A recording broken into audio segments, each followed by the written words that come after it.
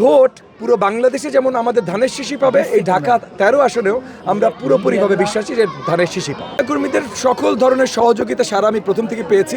একটা বড় কারণ হলো গত 10-15 বছর ধরে কিন্তু আমরা রাজপথের সঙ্গী ছিলাম।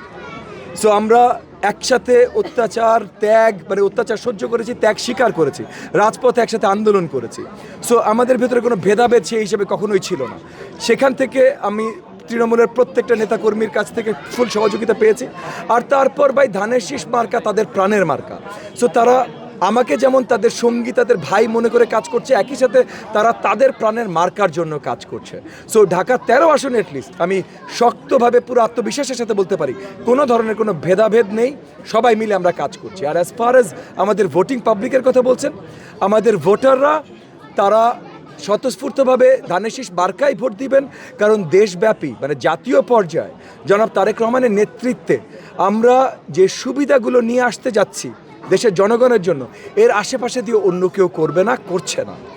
আর এলাকাবাসীর দিয়ে যদি কথা বলি, এই এলাকার যত বড় বড় সমস্যা আছে, সন্ত্রাস, চাঁদাবাজি, মাদক ব্যবসা, আপনার যানজট, রাস্তাঘাটের উন্নয়ন, গ্যাস সংকট, এই সব কিছু নিয়েই আসলে আমরাই কাজ করছি এবং আগামীতে আমরাই কাজ করতে পারবো।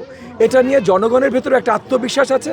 সো ভোট পুরো বাংলাদেশে যেমন আমাদের ধানের শীষই পাবে, এই ঢাকা 13 আসনেও আমরা পুরোপুরিভাবে বিশ্বাসী যে ধানের শীষই পাবে। চলো ভাই।